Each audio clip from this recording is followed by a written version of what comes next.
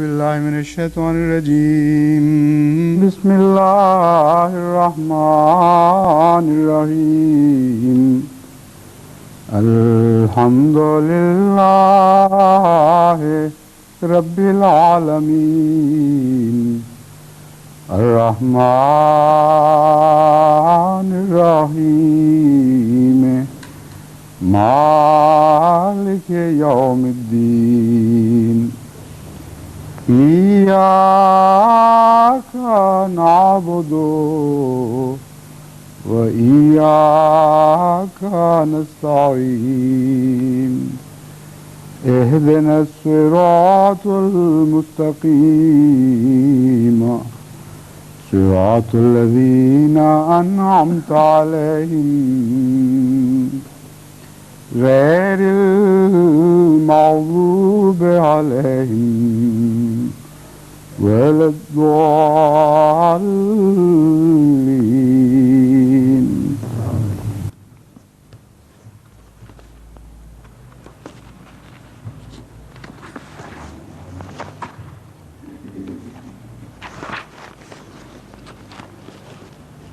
To fully comprehend the meaning of Nema, اگر نعمہ لفظ کا ترجمہ صحیح طرح سمجھنا ہو جس طرح وہ صراط الذین انعمت علیہم میں بیان کیا گیا ہے،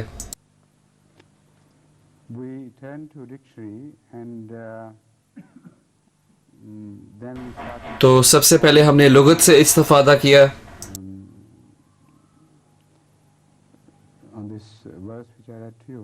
اور پھر ہم نے اس آیت پہ کچھ گفتگو کی، Study of dictionary halfway. لیکن ہم نے لغت کے آدھے معنی چھوڑ دیے تھے، Many connotations اس کے باوجود کہ لغت میں بہت سارے تراجم پائے جاتے ہیں نعمہ لفظ کے، observation لیکن امام راغب نے اپنی مفردات میں ایک بہت ہی دلچسپ اور بہت ہی ایک اہم نقطہ بیان کیا ہے، connection between the word Nama جس میں انہوں نے نامہ لفظ اور جانوروں کی ایک خاص قسم جن کو الانعام کہا جاتا ہے ان میں ایک تعلق جوڑا ہے، called Al-Anam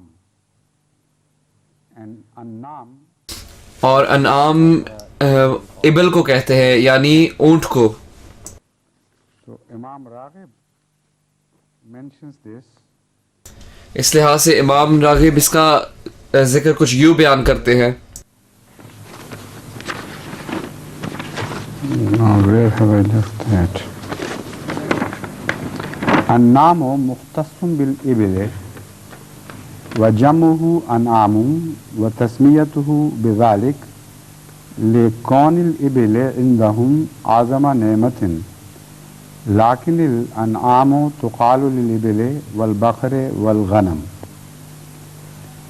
According to Imam Raghib, امام راغب کے مطابق انعام لفظ جو کہ نعمہ میں سے نکلا ہے name of ایک ایسے جانور کا نام ہے جو کہ ابل سے مشہور ہے یعنی اونٹ، and it is مختص اور وہ مختصم بالابل ہے typically used for camel, یعنی واحد کے صیغے میں یہ ہمیشہ اونٹ کے لیے استعمال کیا جاتا ہے، also in its dual form when it is referred to two, اور جب وہ دو چیزوں کے متعلق ہو again limited in its use تو ایک دفعہ پھر وہ صرف اونٹوں کے لیے استعمال کیا جاتا ہے، and it does not apply the word in tasniya. اور تثنیہ کے صیغے میں وہ اور کسی جانور پر نہیں اطلاق پاتا، It becomes a plural, that is Allah. لیکن جب وہ جمع کے صیغے میں آ جائے یعنی الانعام Many other, تو پھر اس میں اور بھی بہت سارے جانور شامل ہو جاتے ہیں جیسے کہ بکر اور غنم. this is a peculiarity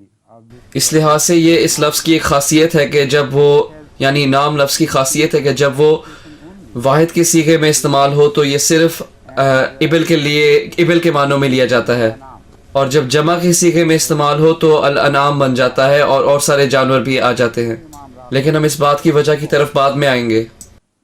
امام راغب کے مطابق اس کی وجہ یہ ہے کہ عرب یہ گمان کرتے تھے کہ ابل اللہ تعالیٰ کی طرف سے سب سے بہترین نعمت ہے، لیکن اس کی وجہ انہوں نے بیان نہیں کی.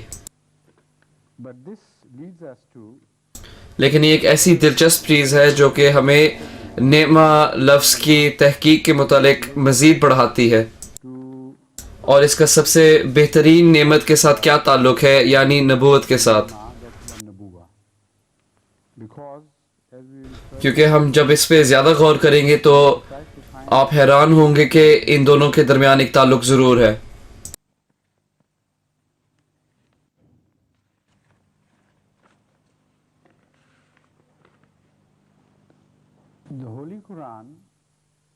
قرآن کریم سے ہمیں یہ پتہ چلتا ہے کہ الانعام اللہ تعالیٰ کے خاص فضلوں کا نشان ہے.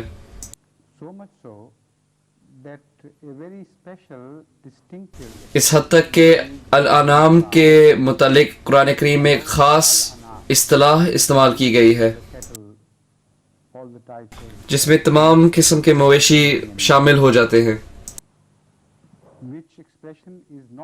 اور یہ ایک ایسا مقولہ ہے جو کہ قرآن کریم میں کسی اور جانور کے لیے نہیں استعمال کیا گیا، جس سے یہ ثابت ہوتا ہے کہ اللہ تعالیٰ الانعام لفظ کے ذریعے ایک بہت خاص خوبی بیان کرنا چاہتا ہے، اور وہ یہ ہے کہ وَأَنزَلَ لَكُم مِّنَ الْأَنْعَامِ ثَمَانِيَةَ أَزْوَاجٍ.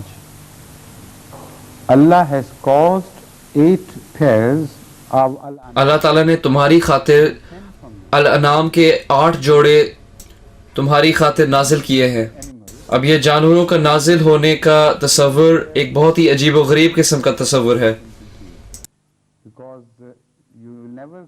کیونکہ آپ اس چیز کا تصور کیسے کر سکتے ہو کہ آسمانوں سے جانور نازل ہو رہے ہوں.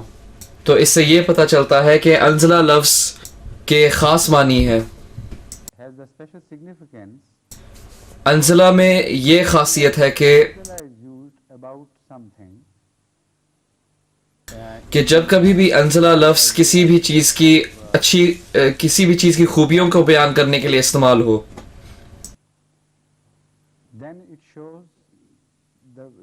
تو پھر اس میں یہ نظر آتا ہے کہ یہ اللہ تعالیٰ کی ایک خاص مہربانی ہے، یعنی وہ چیز اللہ تعالیٰ کا ایک خاص فضل ہے.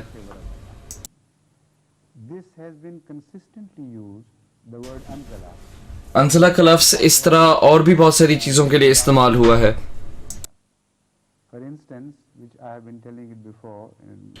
جیسا کہ میں اپنے پہلے بھی تقاریر میں بیان کر چکا ہوں، یعنی تمام قسم کے لوہوں میں سے صرف آئرن کا ذکر ملتا ہے کہ وہ آسمان سے نازل کیا گیا تھا، اور اس کے لیے بھی انزلہ کا لفظ استعمال کیا گیا تھا. اور تمام جانوروں میں سے، یعنی جانوروں کی قسموں میں سے ایک قسم یعنی الانعام کے بارے میں اللہ تعالیٰ انزلہ استعمال کرتا ہے. اور تعجب کی بات یہ ہے کہ تمام انبیاء میں سے قرآن کریم صرف ایک نبی کا ذکر کرتا ہے جس کے لیے انزلہ کا لفظ استعمال کیا گیا ہو، تو وہ رسول کریم صلی اللہ علیہ وسلم ہے. تو قرآن کریم ہمیں بتاتا ہے الیکم ذکر رسولا یتلو علیکم آیات اللہ مبینات لیخرج الذین آمنوا وعملوا الصالحات من الظلمات الی النور. That is Allah who caused کہ اللہ تعالیٰ ہی ہے جس نے انسان کی شکل میں تمہارے لیے اللہ تعالیٰ کا ذکر نازل کیا، اور وہ رسولن ہے، یعنی اللہ تعالیٰ کا ایک پیغمبر جو کہ رسول کریم صلی اللہ علیہ وسلم ہے. یتلو علیکم آیات اللہ، وہ اللہ تعالیٰ کے نشانات تم پر پڑھتا ہے. وہ بینات، وہ جو کہ بالکل واضح ہے.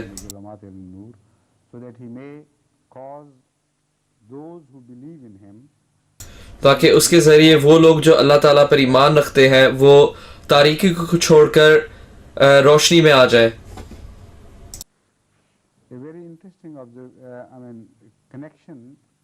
یہ ایک بہت ہی دلچسپ تعلق ہے جو کہ انزلہ کی مدد سے دریافت کیا جاتا ہے، اور یہ 2 قسم کی نعموں کا تعلق ہے. ایک طرف تو نعمہ کا لفظ اس کی سب سے خاص مطلب کے لیے استعمال کیا گیا ہے، یعنی جانوروں کے لیے. You can't conceive a more concentrated expression of nema than in the form of those animals which have been mentioned under the title Al-An'am.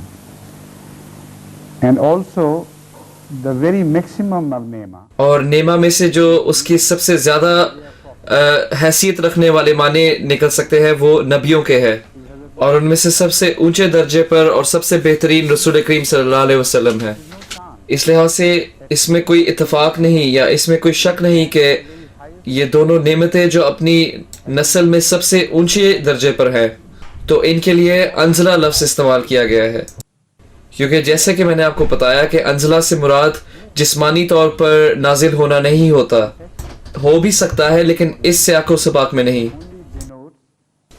اس سے مراد صرف اللہ تعالیٰ کی ایک بہت خاص نعمت اور فضل ہے، also shown special favor or a very special quality of اور اللہ تعالیٰ کی یہ خاص فضل اور نعمت in another expression. ایک اور مقولہ سے بھی ثابت ہوتی ہے، Quran uses جس میں جب قرآن کریم میں یہ پایا جاتا ہے کہ اللہ تعالیٰ نے کسی چیز کو اپنے ہاتھوں سے بنایا ہو، although there is no such thing as hand. اس طرح کے ہاتھ نہیں جس کا ہم تصور کرتے ہیں، Adi is used in the لیکن قرآن کریم میں ایدی کا لفظ بھی بطور نعمہ استعمال کیا گیا ہے۔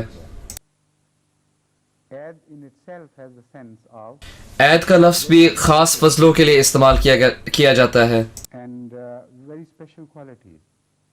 And also ad has a sense of great اور اس کے ساتھ ہی عید کا لفظ طاقت کے لیے بھی استعمال کیا جاتا ہے، something. لیکن جب اللہ تعالیٰ یہ کہتا ہے کہ میں نے کسی چیز کو اپنے ہاتھوں سے بنایا ہے، Holy Quran means تو ہمیشہ قرآن کریم میں اس سے یہ ثابت ہوتا ہے کہ یہ آپ کے لیے ایک بہت خاص تخلیق ہے، ورنہ تو قرآن کریم بتاتا ہے کہ اللہ تعالیٰ نے سب کچھ بنایا ہے، universe also is بلکہ کائنات کی تخلیق کے متعلق بھی یہ ذکر ہے کہ اللہ تعالیٰ نے اپنے ہاتھوں سے بنائی ہے، has a very special significance یعنی اس کائنات کی تخلیق میں ایک بہت ہی خاص اہمیت ہے۔ in the universe.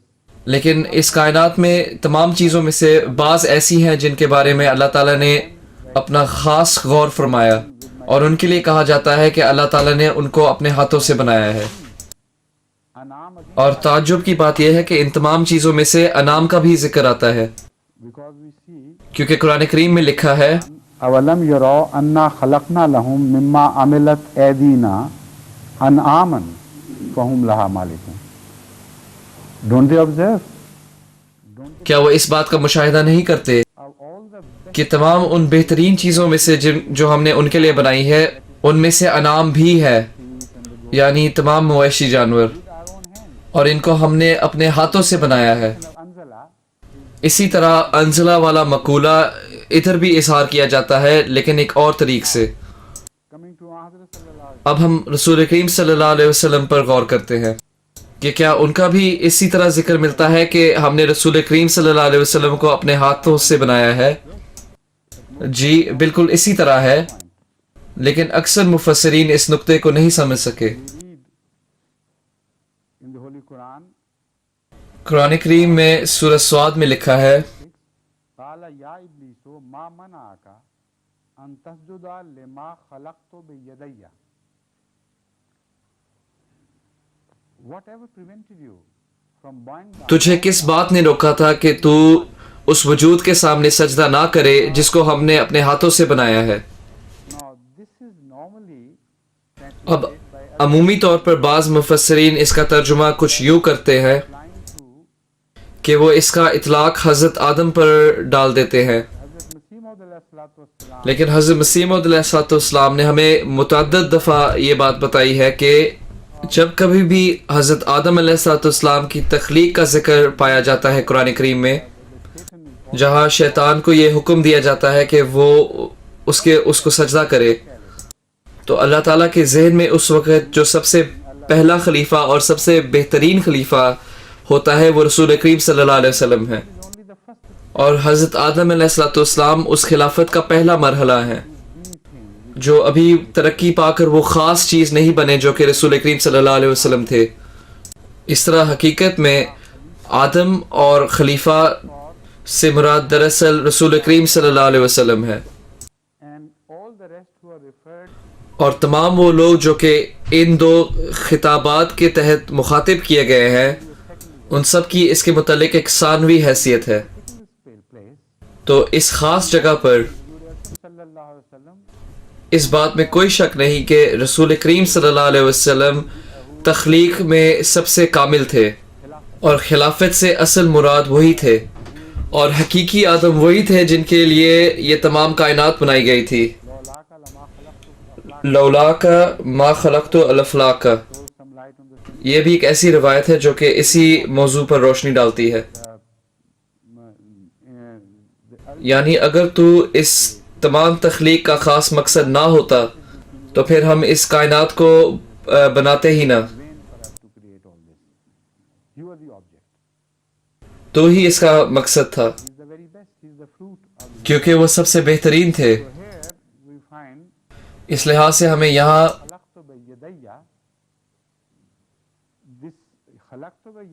خلقت بیدیہ سے مراد رسول کریم صلی اللہ علیہ وسلم ہے۔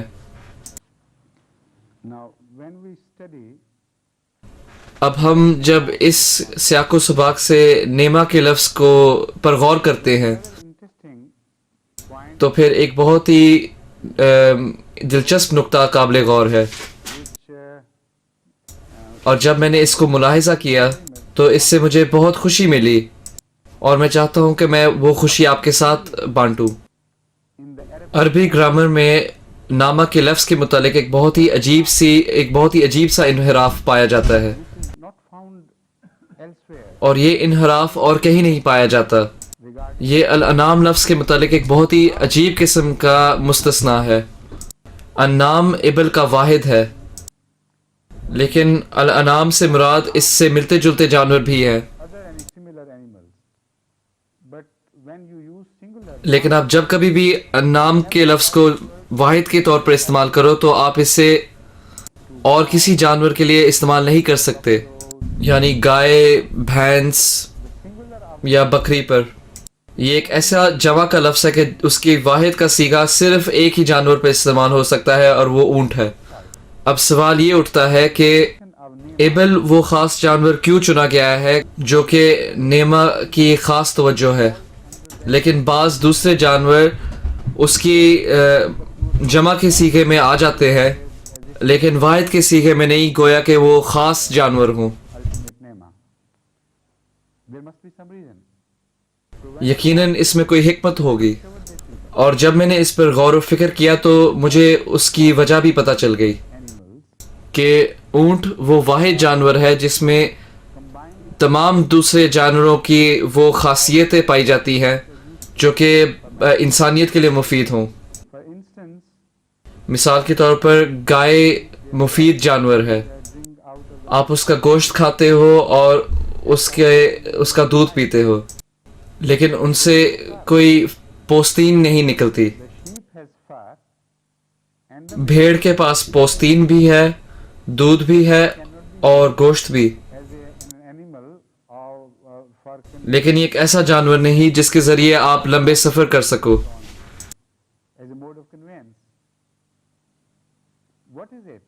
وہ کون سا جانور ہے جس میں یہ تمام چیزیں پائی جائے؟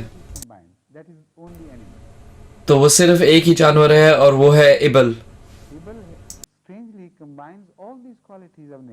تعجب کی بات ہے کہ ابل کے اندر یہ تمام نعمتیں ہیں۔ آپ ابل کی خال کو نہ تو صرف کپڑوں کے لیے استعمال کرتے ہو بلکہ خیمے بنانے کے لیے بھی استعمال کرتے ہو، جیسے کہ قرآن کریم اس کا ذکر کرتا ہے، اور تم اس کے گوشت کو کھاتے ہو اور اس کے دودھ کو پیتے ہو، اور وہ تمہیں لمبے لمبے سفروں پر بھی لے کے جا سکتا ہے۔ انسان بھی اس پر سفر کر سکتا ہے اور اس کا سامان بھی اس پر آ سکتا ہے۔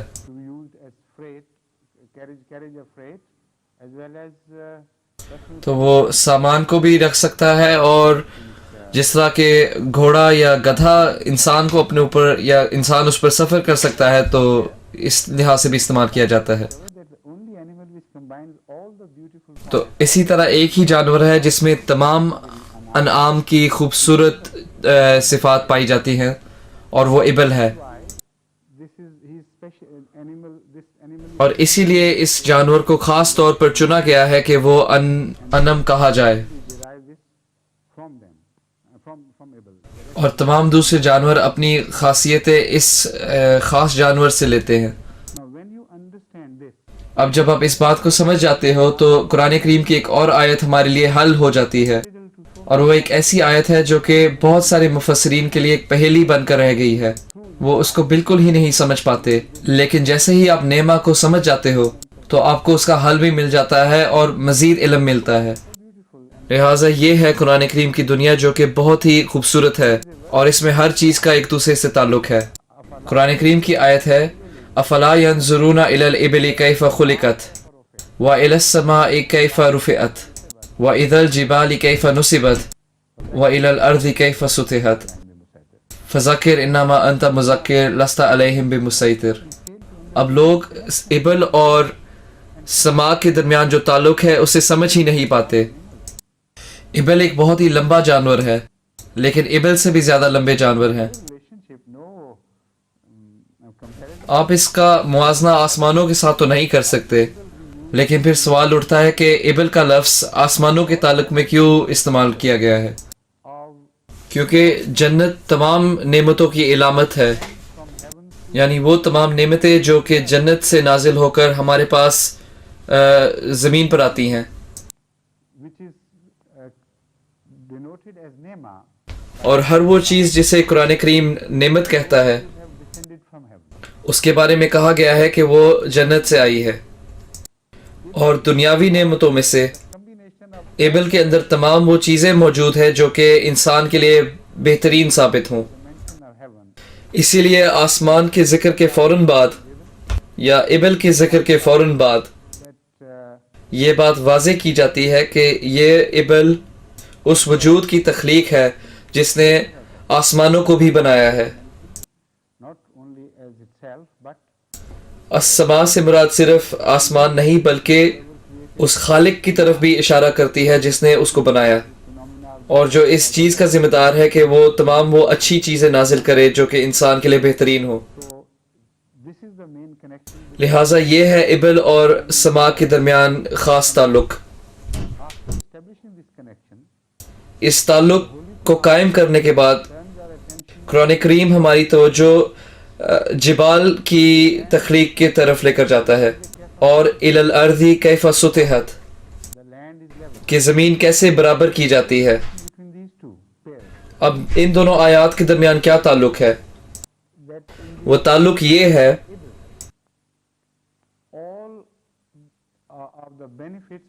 تمام وہ خصوصیتیں جو کہ ایبل کے بنانے میں شامل کی گئی تھی، وہ تمام چیزیں اللہ تعالیٰ نے خود معین کی، اور اس میں انسان کا کوئی ہاتھ نہیں تھا۔ ایبل کو اللہ تعالیٰ نے اس لحاظ سے بنایا کہ وہ انسان کے لیے سب سے زیادہ مفید جانور ثابت ہو، اور وہ ایک ایسی نعمت تھی جو کہ آسمانوں سے نازل کی گئی، جیسا کہ قرآن کریم اس کا ذکر کرتا ہے بہت سارے الفاظ کے ذریعے۔ لیکن بعض اور بھی نعمتیں ہیں جو کہ آسمانوں سے نازل ہوتی ہیں، لیکن آپ انہیں براہ راست حاصل نہیں کرتے، بلکہ آپ انہیں دوسروں کی مدد سے حاصل کرتے ہو۔ لیکن جبال کا ذکر اس طریق سے آتا ہے کہ بعض قسم کی نعمتیں بالآخر آپ تک پہنچ جاتی ہیں، لیکن جبال کی مدد کے ذریعے۔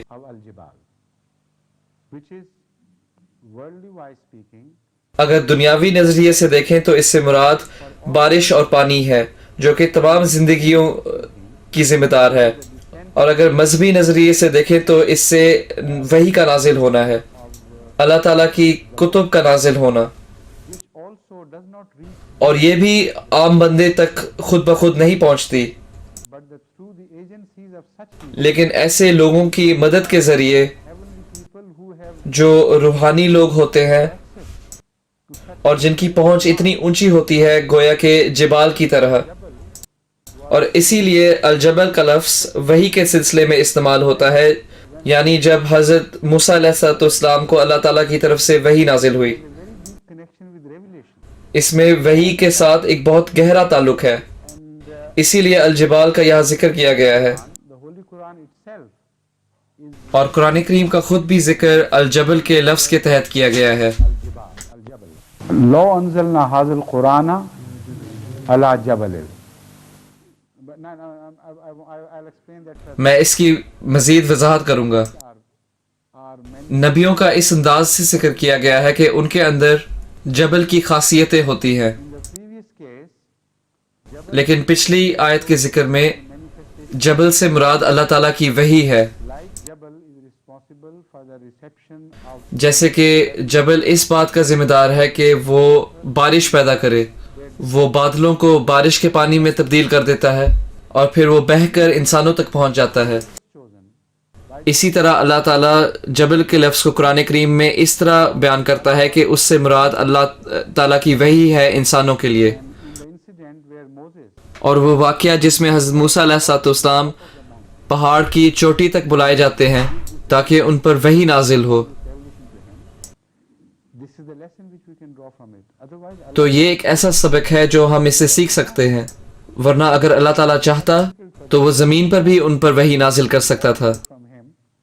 اللہ تعالیٰ کے لیے یہ بات مشکل تو نہیں تھی کہ وہ اپنی وحی کو انسان کے لیے زمین پر نازل کر دیتا، اس لیے جبل کی چوٹی پر بلانے کا کیا مقصد تھا؟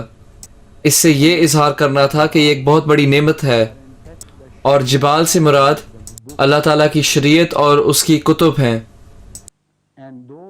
اور وہ لوگ بھی جن پر وحی نازل ہوتی ہے ان کے اندر بھی ایسی ایسی خصوصیتیں ہیں جو کہ جبال کی طرح ہیں، یعنی پہاڑوں کی طرح۔ اس دوسری بات کی وضاحت اس آیت کے ذریعے ہو جاتی ہے جس کا میں نے ذکر کیا۔ لو انزلنا هذا القرآن على جبل لرأيته خاشعا متصدعا من خشية الله. That had we revealed this book, this is یہ کتاب اپنی مضامین کے بھار میں اتنی بڑی ہے اور اتنی زیادہ بھاری ہے that none could carry the weight of it. کہ کوئی بھی شخص اس کا بوجھ نہیں اٹھا سکتا۔ Had revealed it to the people. اگر ہم اس کو ایسے لوگوں پر بھی نازل کر دیتے جن میں جبال کی خاصیتیں ہوں Crumbled down تو وہ بھی اس بوجھ کے تلے ٹوٹ جاتے، under the weight. And you might have seen them as اور آپ ان کو کیسے دیکھو گے؟ لرأيته خاشعا متصدعا. لَرَأَيْتَهُ خَاشِعًا مُتَصَدِّعًا مِنْ خَشْيَةِ اللَّهِ، وہ بالکل ہی ٹوٹے ہوئے ہوتے۔ There is one exceptional jabal. لیکن صرف ایک مستثنا جبل ہے اور وہ رسول کریم صلی اللہ علیہ وسلم ہے، Quality and capacity. جس کے اندر یہ طاقت اور وسعت تھی کہ وہ اس وحی کو حاصل کرتے۔ اور یہی موضوع ایک اور جگہ بہت ہی وضاحت سے بیان کیا گیا ہے، ایک اور آیت میں، Where Allah tells us, "Inna aradna al-amanata ala samawati wal ardi wal jibali, fa abayna an yahmilnaha wa ashfaqna minha." Here, people are mentioned having the quality. جس میں اللہ تعالیٰ ہمیں بتاتا ہے یہاں ایسے لوگوں کا ذکر ہے جن میں جنتی صفات پائی جاتی ہیں۔ سما سے مراد وہ لوگ جن کے پاس جنتی صفات ہیں، اور ارد سے مراد ایسے لوگ جن کے پاس اردی صفات ہیں۔ الجبل سے مراد ایسے لوگ جن میں بہت زیادہ حوصلہ ہو اور بہت زیادہ وسعت ہو، اور ایسی زبردست قابلیتیں ہیں کہ وہ اللہ تعالیٰ کے ساتھ ایک تعلق بنا بیٹھے، یعنی ان میں وحی حاصل کرنے کی قابلیت ہے۔ جیسے کہ جبال دنیاوی پانی حاصل کر سکتا ہے، اسی طرح ایسے لوگ جن کے اندر الجبل جیسی صفات ہوں وہ روحانی پانی حاصل کر سکتے ہیں، یعنی اللہ تعالیٰ کی وحی۔ ایسی خصوصیات کسی بھی شخص میں نہیں پائی جاتی تھی سوائے ایک مستثنا تھا، اور وہ تھا وہ کامل شخص جو کہ رسول کریم صلی اللہ علیہ وسلم ہے، اور وہ اس کتاب کو حاصل کرنے والے تھے جو کہ القرآن تھا۔ اور جب وہ انہوں نے حاصل کر لیا تو وہ ٹوٹ نہیں گئے، بلکہ انہوں نے اس بوجھ کو اس کی آخری منزل تک پہنچایا اور اس وحی کے مقصد کو ہر لحاظ سے مکمل کیا۔ اب ہمیں ان تمام چیزوں کے درمیان جو تعلق ہے وہ سمجھ آتا ہے۔ افلا ينظرون الى الابل كيف خلقت والى السماء كيف رفعت والى الجبال كيف نصبت والى الارض كيف سطحت۔ یہاں قرآن کریم کا انداز واضح ہو جاتا ہے کہ اللہ تعالیٰ اس بات پر توجہ دلاتا ہے کہ تم ہماری نعمت کا ایک نشان دیکھتے ہو جس میں بہت سارے معنوں کی ملاوٹ ہے، یعنی ابل، اور فوری طور پر ہم تمہیں یہ توجہ دلاتے ہیں کہ ابل خود بخود نہیں بنائے گئے، وہ اللہ تعالیٰ کی سب سے بڑی نعمت ہے جو کہ جنت سے نازل کی گئی ہو، اور یہ اللہ تعالیٰ کی ایک ہی نعمت نہیں جو کہ جنت سے نازل کی گئی. اللہ تعالیٰ کی بہت ساری ایسی نعمتیں ہیں جو کہ تمہاری دنیاوی زندگی کے لیے بھی ضروری ہے اور تمہاری روحانی زندگی کے لیے بھی ضروری، جو آسمانوں سے نازل ہوتی ہیں لیکن پہاڑوں کی مدد کے ذریعے. اور جب وہ پہاڑوں کے ذریعے نازل ہو جاتی ہیں تو زمین کا صرف وہ حصہ اس سے فائدہ اٹھا سکتا ہے جو اس کو حاصل کرنے کے لیے تیار ہو،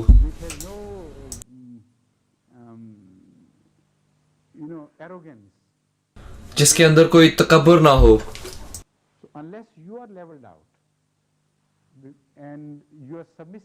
اس لیے جب تک آپ رسول کریم صلی اللہ علیہ وسلم کے لیے اور قرآن کریم کی وحی کے لیے فرما بردار اور عاجز نہ بن جاؤ، تب تک آپ اس نعمت سے کوئی فائدہ نہیں اٹھا سکتے.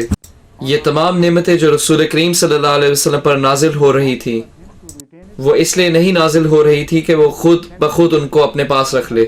ان کے نازل ہونے کا مقصد یہ تھا کہ وہ آپ تک پہنچ جائیں ان کے ذریعے، اور اس کے ساتھ ساتھ ہی رسول کریم صلی اللہ علیہ وسلم کو وحی کے ذریعے بہت کچھ ملا. لیکن اس کے باوجود کہ یہ وحی ان پر نازل کی گئی، لیکن ان کے ذریعے آپ بھی اس کی برکتیں حاصل کر سکتے ہو. لیکن سب سے پہلے آپ زمین سے سبق سیکھو.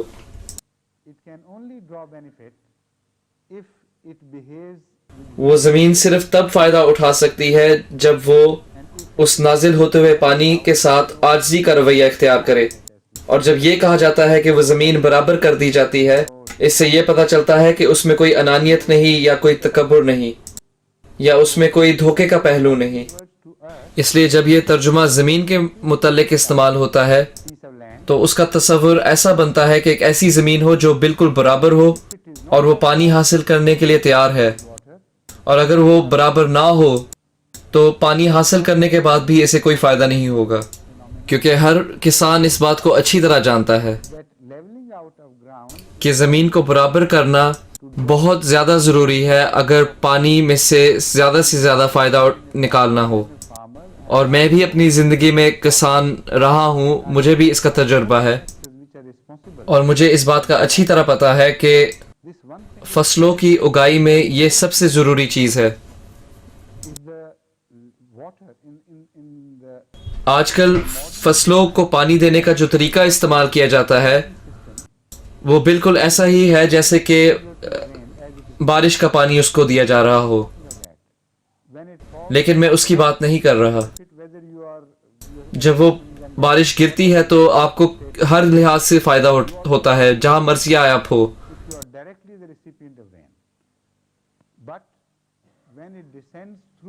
لیکن جب وہ پانی پہاڑ کے ذریعے زمین تک پہنچتا ہے اور اگر تب آپ نے اسے اپنی فصلوں کے لیے استعمال کرنا ہو تو بہت ضروری ہے کہ وہ زمین جو کہ اس پانی کو حاصل کرے گی وہ برابر ہو،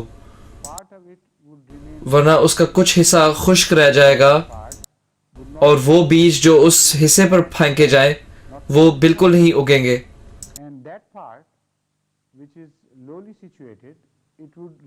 اور کچھ حصہ ایسا ہوگا جس کو اپنی ضرورت سے زیادہ پانی ملے گا اور وہاں بھی بیج نہیں اگے گا. دراصل یہ ایک عاجزی کا سبق ہے جو اللہ تعالیٰ ہمیں دینا چاہتا ہے. اللہ تعالیٰ ہمیں یہ سکھانا چاہتا ہے کہ اگر آپ نبیوں کے ساتھ عاجزی کا رویہ اختیار کرو گے، خاص طور پہ رسول کریم صلی اللہ علیہ وسلم کے ساتھ، اور اگر آپ کسی بھی قسم کا تکبر نہیں دکھاؤ گے، اور اگر آپ قرآن کریم کے سلسلے میں بھی عاجزی اختیار کرو گے، اور آپ اس بات کو یقین کرو گے کہ تمام وہ چیزیں جو اس میں بیان کی گئی ہیں وہ آپ کے فائدے کے لیے ہیں اور آپ اس کی رحمت کے متعلق کوئی سوال نہیں اٹھاتے، تو صرف اس طریق سے آپ اس میں سے سب سے زیادہ فائدہ اٹھا سکتے ہو.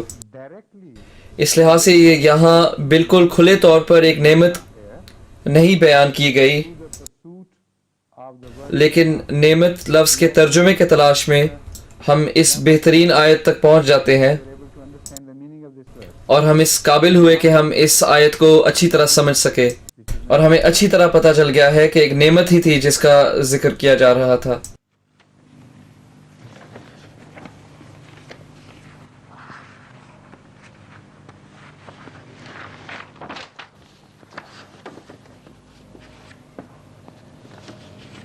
Now we come back again to Iyyaka na'budu اب ہم واپس ایاک نعبد و ایاک نستعین اہدنا الصراط المستقیم صراط الذین انعمت علیہم کی طرف واپس آتے ہیں. mentioned the جیسا کہ میں نے پہلے ذکر کیا تھا کہ صراط مستقیم یعنی سیدھی سڑک کے متعلق ایک خاصیت ہے جو کہ محنت کرنے کے تعلق میں ہے. those who walk and tread this وہ لوگ جو اس سڑک پر چلتے ہیں ان کو چاہیے کہ وہ ہمیشہ ہوشیار رہیں must put in a lot of effort. اور ان کو چاہیے کہ وہ ہمیشہ زیادہ محنت کرتے چلے جائیں A sense of اور اس میں ہمیشہ سختی برداشت کرنے کا اور دکھ سہنے کا اور قربانی کرنے کا پہلو پایا جاتا ہے. یعنی ان لوگوں میں پایا جاتا ہے جو کہ صراط مستقیم پر چل پڑتے ہیں. istiqama کیونکہ جیسا کہ میں نے پہلے بھی کہا تھا کہ استقامہ میں بھی قربانی کا پہلو پایا جاتا ہے تاکہ ایک خاص خوبی قائم رہے.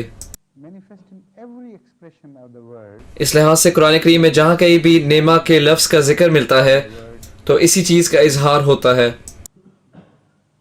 It has been discussed in detail in so many places. اور اس چیز کا ذکر اتنی جگہوں پر ہوا ہے کہ میرے لیے ممکن نہیں کہ میں اس کو مکمل طور پر بیان کروں، The Holy Quran لیکن میں آپ کو اس لیے بتا رہا ہوں تاکہ آپ قرآن کریم کو اس نظریے سے پڑھو. picked out one particular illustration, میں نے ایک خاص مثال چنی ہے جو کہ سب سے زیادہ ضروری ہے، and that is اور وہ یہ ہے کہ Ihdina Sirat. جب ہم صراط الذین انعمت علیہم کہتے ہیں The first application of Anamta Alayhim, تو انعمت علیہم سے سب سے پہلی مراد عبادت لینی چاہیے، because the whole thing started with the word Ibadah. کیونکہ تمام سلسلہ ہی عبادت کے لفظ سے شروع ہوا تھا.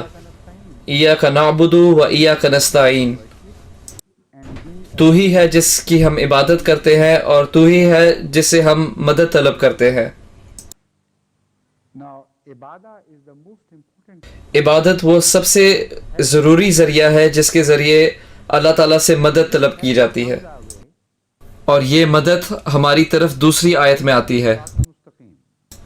اہدنا الصراط المستقیم. Symbol of fulfillment. یہ ہماری دعا کے قبول ہونے کا نشان ہے. Nasta'in, Allah says, all right, we ایاک نستعین، اللہ تعالیٰ کہتا ہے کہ ٹھیک ہے ہم تمہاری مدد کرتے ہیں، اس طریقے سے کہ ہم تمہیں ایک اور مفید دعا کی طرف لے کر جاتے ہیں، Iyyaka اور وہ دعا یہ ہے اہدنا الصراط المستقیم، just to the right path. کہ ہمیں سیدھی راہ پر لے کر جا. Anamta Alayhim, صراط الذین انعمت علیہم، on whom you have. ان لوگوں کی راہ پر جن پہ تو نے اپنے انعامات ظاہر کیے. So the connection between this and Ibadah اب اس کا اور عبادت کے درمیان یہ تعلق ہے کہ اللہ تعالیٰ ہمیں ان لوگوں کی طرف لے کر جاتا ہے جو مثالیں قائم کر سکتے ہیں، اور ہمارے لیے اللہ تعالیٰ کی عبادت کا کام زیادہ آسان کر دیتے ہیں. where یہ ہے ہماری دعا ایاک نعبد و ایاک نستعین کی قبولیت. we make it easy for you. اللہ تعالیٰ فرماتا ہے ٹھیک ہے ہم تمہارے لیے یہ آسان کر دیں گے. اگر ہم یہ تمہارے لیے آسان نہ کرتے تو پھر تم ایسے ایسے ذریعے تلاش کرتے رہتے ہماری عبادت کرنے کے Without اور گمراہی میں بھٹکتے رہتے، اس حال میں کہ تم کبھی منزل تک نہیں پہنچتے، life, اور تم اپنی زندگیوں کو صدیوں تک ضائع کرتے رہتے pleasing Allah through اس سے پہلے کہ تم وہ طریق سیکھ لیتے جس سے اللہ تعالیٰ کی عبادت کی جاتی، لیکن تم پھر بھی وہ طریقے نہیں ڈھونڈ پاتے.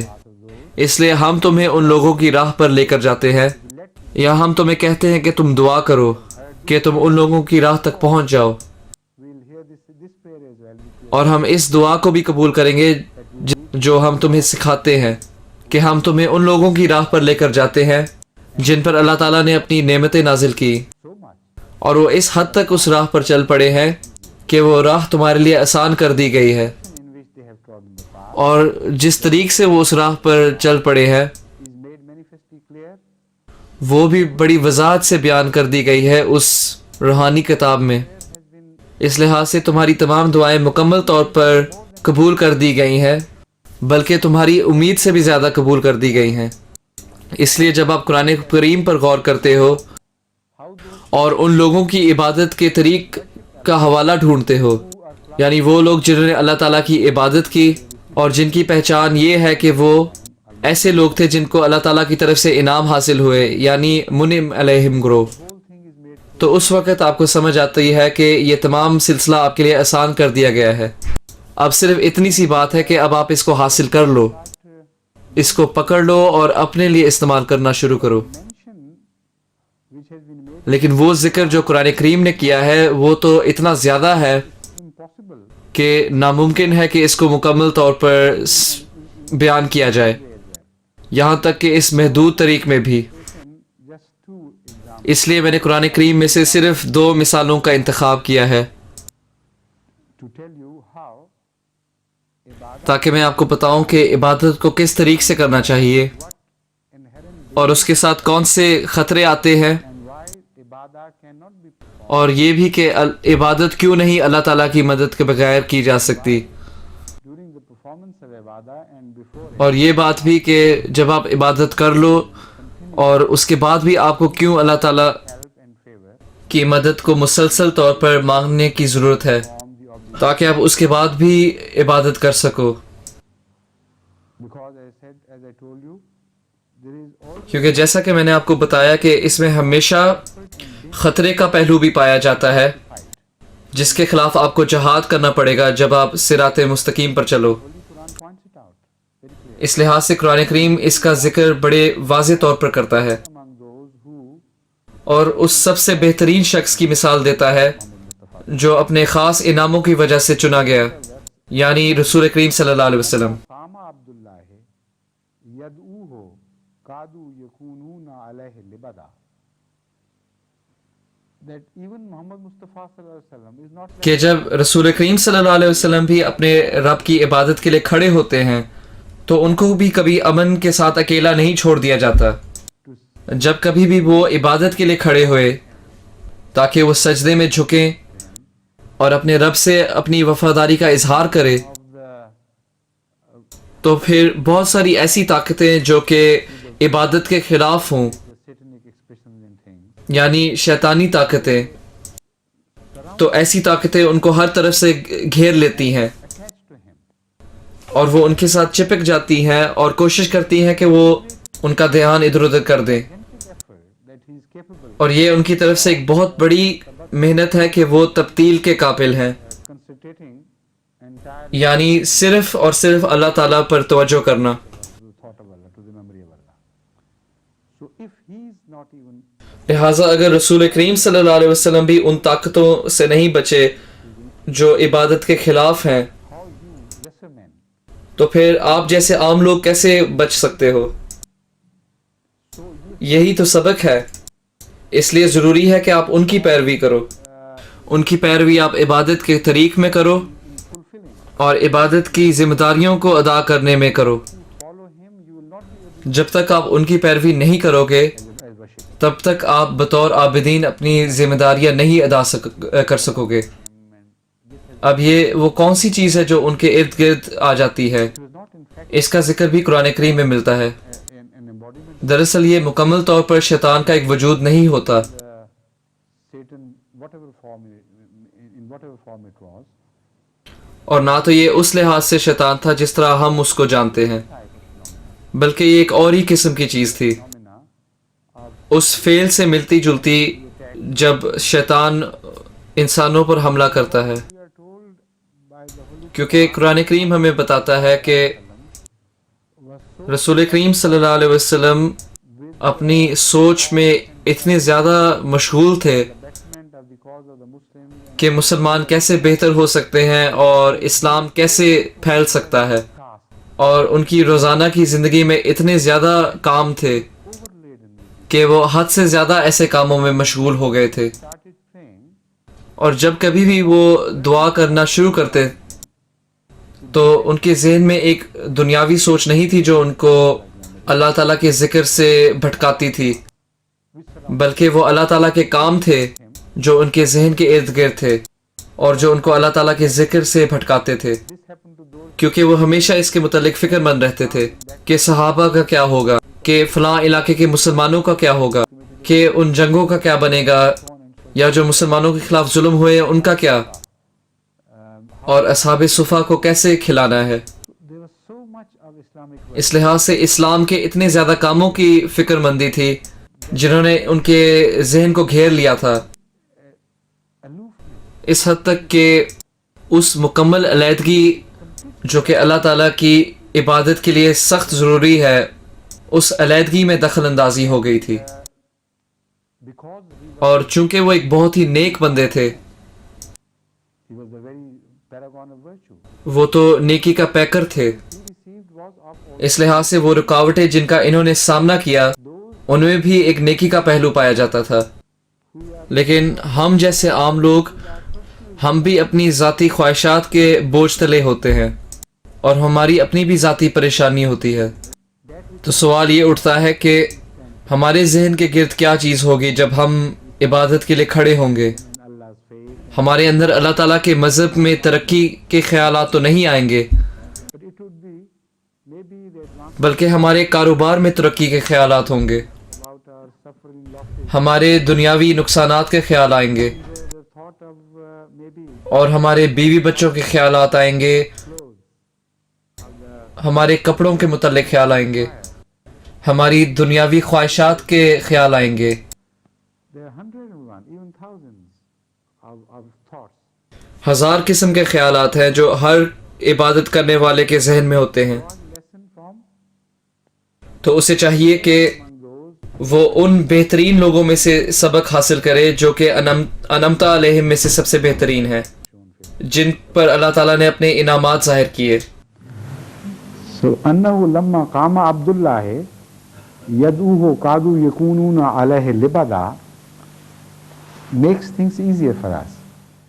یہ ہمارے لیے چیزیں آسان بنا دیتا ہے لیکن مشکلات کی طرف بھی اشارہ کرتا ہے. This is not a, اب یہ کوئی محال مجسم نہیں ہے. in reality when the difficult حقیقت میں جب مشکلات کو وضاحت سے بیان کیا جاتا ہے thing is made easy, تو وہ چیز آپ کے لیے زیادہ آسان بنا دی جاتی ہے.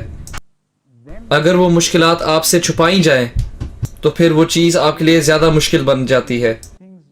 اس لیے ان مشکلات کو کھلی طور پر بیان کرنا اور ان تمام مشکلات کی تعداد کو بیان کرنا جو کسی بھی مسافر کے سامنے آ سکتی ہیں جو صراط مستقیم پر چلے، تو اس کی یہ غرض نہیں کہ اس کی حوصلہ شکنی ہو یا اسے پریشانی میں مبتلا کر دیا جائے، بلکہ اس کی غرض یہ ہے کہ کام اس کے لیے زیادہ آسان کر دیا جائے.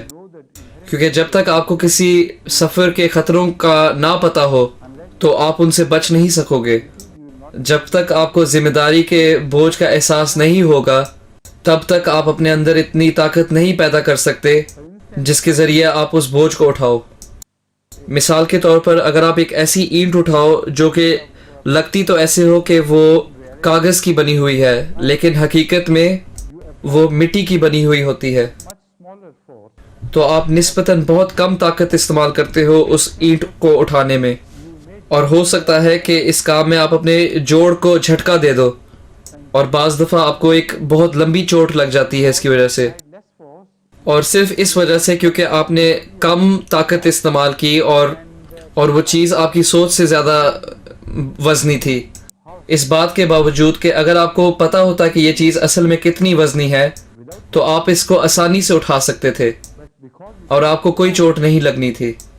لیکن چونکہ آپ کو اس کا احساس نہیں تھا اس وجہ سے اس کے نتیجے میں آپ کو چوٹ لگ گئی جس کی وجہ سے آپ کو تکلیف کا سامنا کرنا پڑا. this is why the اس لیے بالکل ضروری ہے کہ تمام ذمہ داریاں آپ کے لیے وضاحت سے بیان کر دی جائیں، otherwise you will go on ورنہ ہو سکتا ہے کہ آپ نقصانات اٹھاؤ اور اپنی ذمہ داریاں بھی نہ ادا کرو. apparently اس لیے محسوس تو یہ ہوتا ہے کہ یہ آیت مشکلات کا اشارہ کر رہی ہیں، لیکن یہ اس لیے ہے تاکہ آپ کے لیے زیادہ آسان کر دیا جائے، تاکہ آپ عبادت کے طریق کو اچھی طرح سمجھ جاؤ کہ یہ دیکھو یہ ہے مثال ان لوگوں کی جو کہ اللہ تعالیٰ کی عبادت کرتے ہیں.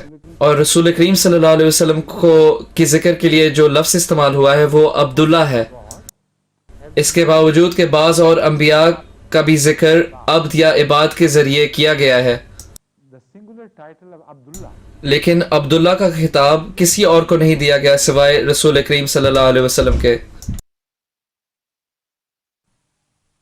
all my desire is میری مکمل خواہش یہ ہے کہ میں عبادت کروں، at other places it is said that sallallahu اور یہ بھی کہا جاتا ہے کہ while either رسول کریم صلی اللہ علیہ وسلم یا تو مسجد میں پائے جاتے تھے bodily یا ان کا جسم تو مسجد میں نہیں تھا لیکن ان کا دل ہمیشہ مسجد میں ہوتا تھا. this is لہٰذا یہ وہ وجہ تھی جس کی وجہ سے رسول کریم صلی اللہ علیہ وسلم اس دعا کو کر سکے. جیسا کہ مرزا صاحب نے اس بات کو بیان کیا ہے، لا تسل عن طولهن وحسنهن اور حسنهن و طولهن. That I can't describe. When somebody asked, I think it was Hazrat Aisha Siddiqa رضی اللہ عنہ said, جی یہ حضرت عائشہ صدیقہ رضی اللہ تعالیٰ عنہا نے کہا تھا جب ان سے یہ پوچھا گیا کہ وہ رسول کریم صلی اللہ علیہ وسلم کی نماز کو بیان کرے don't ask, تو انہوں نے کہا لا تسأل، even if you اس بات کو مت پوچھو، کیونکہ اگر تم نے پوچھ بھی لیا تو میں اس کو مکمل طور پر بیان نہیں کر سکوں گی. نہ تو میں ان کی لمبائی کو بیان کر سکوں گی، نہ میں اس کی خوبصورتی کو بیان کر سکوں گی. what is beauty as تو اب یہ سوال اٹھتا ہے کہ خوبصورتی کیا ہے، یعنی نماز کے سلسلے میں خوبصورتی کیا ہوتی ہے. حضرت صلی اللہ ہم اس بات کو خود نہیں مکمل طور پر سمجھ سکتے سوائے رسول کریم صلی اللہ علیہ وسلم ہمیں سمجھا دیں. beauty in prayer is اور نماز میں خوبصورتی یہ ہے کہ نہ تو صرف حسن بلکہ احسان بھی. حسن and ihsan. حسن اور احسان ملتے جلتے الفاظ ہیں. احسان کا لفظ حسن میں سے ہی نکلا ہے، باب افعال یہ باب افعال ہے، to the excellence of the بلکہ وہ اس باب میں اس کی خوبصورتی کو مزید عطا کرتی ہے. it has a quality اور اس میں ایک ایسی خاصیت پائی جاتی ہے کہ وہ اس خوبصورتی کو دوسروں تک بھی پہنچاتی ہے. لیکن جب یہ ہماری نمازوں کے متعلق ہو تو اس کے ایک بہت خاص معنی ہوتے ہیں، and that special meaning has been revealed. اور ان خاص معنی کا اظہار رسول کریم صلی اللہ علیہ وسلم ہمارے لیے کرتے ہیں. He tells us that al-ihsan, وہ بتاتے ہیں کہ الاحسان beautification. احسان کیا ہے، So خوبصورت کرنا. husnuhunna, the praise of Hazrat sallallahu alaihi wasallam. جب آپ رسول کریم صلی اللہ علیہ وسلم کی تعریف اور ان کی خوبصورتی کے بارے میں پڑھو تو آپ بھی چاہتے ہو کہ آپ بھی وہ خوبصورتی حاصل کرو، اور آپ کو اس خوبصورتی کی حقیقت کا نہیں پتہ، یہاں تک کہ حضرت عائشہ بھی نہیں بتا سکتی. تو پھر چاہیے کہ ہم رسول کریم صلی اللہ علیہ وسلم سے پوچھیں تاکہ وہ ہمیں بتائے کہ وہ خوبصورتی کیا ہے. تو پھر وہ ہمیں بتاتے ہیں کہ احسان سے مراد یہ ہے کہ اگر آپ نے اپنی نماز کو خوبصورت کرنا ہے، خوبصورتی کا ایک جگہ سے دوسری جگہ جانا، اسے احسان کہتے ہیں. Applies to your prayer. تو یہاں احسان آپ کی نمازوں کے متعلق ہے. اگر آپ چاہتے ہو کہ آپ اپنی نمازوں کو خوبصورت کرو تو اللہ تعالیٰ کی عبادت کرو، If you are seeing کأنک تراہ، گویا کہ آپ اللہ تعالیٰ کو دیکھ رہے ہو. فإن لم تکن تراہ فإنہ یراک، تو کم سے کم یہ گمان رکھو کہ اللہ تعالیٰ تمہیں دیکھ رہا ہے اگر آپ اللہ تعالیٰ کو نہیں دیکھ سکتے. how you are, تو یہ ہے ایک طریق جس سے آپ کی نمازیں زیادہ خوبصورت کی جا سکتی ہیں. it is so obvious. اب تو یہ بات ہمارے لیے کافی واضح ہو گئی ہے، Extent of اس کے باوجود کہ آپ مکمل طور پر آن حضرت صلی اللہ علیہ وسلم کی نمازوں کی خوبصورتی کو نہیں جان سکتے. the terms of mistakes has a changing quality. When I pray to Allah and when جب میں اللہ تعالیٰ کی عبادت کرتا ہوں اور جب زید، بکر اور فلاں فلاں اللہ تعالیٰ کی عبادت کرتے ہیں تو ان سب لوگوں کی نمازوں میں ایک عام چیز ہوگی، اور وہ یہ ہوگی کہ وہ اللہ تعالیٰ کو دیکھنے کا تصور کر رہے ہوں. each would go through a different, لیکن اللہ تعالیٰ کو دیکھنے کا ہر شخص کا اپنا ہی تجربہ ہوگا، everyone according to کیونکہ اللہ تعالیٰ ہر شخص کے سامنے اس کی نیکی کے مطابق ظاہر ہوتا ہے، his own status in his eyes. اور اس شخص کا درجہ اس کی آنکھوں کے سامنے اللہ تعالیٰ کا مختلف تصور کھینچتا ہے. Apparently Hazrat Muhammad اس کے باوجود کہ ایسے لگتا ہے کہ رسول کریم صلی اللہ علیہ وسلم نے اس پہیلی کو ہمارے لیے بوجھ لیا، could not solve جس کے بارے میں ہم سوچتے تھے کہ حضرت عائشہ رضی اللہ تعالیٰ عنہ نہ بوجھ سکی، لیکن پھر بھی ہم ایک اور پہیلی میں پڑ گئے. اس بات میں کوئی شک نہیں کہ یہ چیز ہمارے لیے آسان تو کر دی گئی تھی، beauty of Hazrat لیکن نہ تو آپ یا میں آن حضرت صلی اللہ علیہ وسلم کی نمازوں کی خوبصورتی کو مکمل طور پر نہیں سمجھ سکتے، کیونکہ جب انہوں نے اللہ تعالیٰ کو اپنے سامنے دیکھا تو وہ ایک ایسا اللہ تھا جس کے بارے میں کسی نبی نے کبھی تصور نہ کیا ہو اس طرح کا. یہاں تک کہ حضرت موسیٰ علیہ السلام بھی، see the Allah اللہ تعالیٰ نے حضرت موسیٰ علیہ السلام کو کہا تھا لن ترانی، جب انہوں نے اللہ تعالیٰ سے درخواست کی تھی کہ میں تجھے دیکھ سکتا ہوں کہ نہیں، تو اللہ تعالیٰ نے ان کو کہا لن ترانی، تو مجھے نہیں دیکھ سکے گا، as if میں اپنا اظہار ایک جبل پر کروں گا. break down. There is one man more ایک شخص آئے گا جو کہ جبل سے بھی زیادہ بڑا ہوگا اور اس کی بڑی عظیم قابلیت ہوگی، اور وہ اکیلا شخص ہے جو کہ میری خوبصورتی کو مکمل طور پر دیکھ سکتا ہے۔ انا عرضنا الامانۃ علی السماوات والارض والجبال فابین ان یحملنها واشفقن منها فحملها الانسان انه کان ظلوما جہولا۔ وہ اپنے آپ پر بہت سخت تھا، اس نے اپنے آپ پر اتنی زیادہ سختی کی تاکہ وہ اللہ تعالیٰ کو دیکھ سکے کہ کوئی بھی شخص اس دنیا میں اپنے آپ پر اتنا سخت ہو ہی نہیں سکتا، لیکن اس نے اپنا مقصد پورا کر لیا اور اس نے اس بوجھ پر انصاف کیا، اس امانت پر انصاف کیا جو اسے دی گئی اور جو کہ باقی دوسرے انبیاء پر نہیں کی گئی۔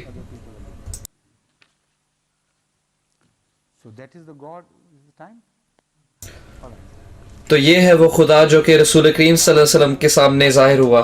اس لحاظ سے آپ ان کی نمازوں کی خوبصورتی کا کیسے تصور کر سکتے ہو؟ لیکن پھر بھی ہمیں کوشش کرنی چاہیے کہ ہم اپنی نمازوں کو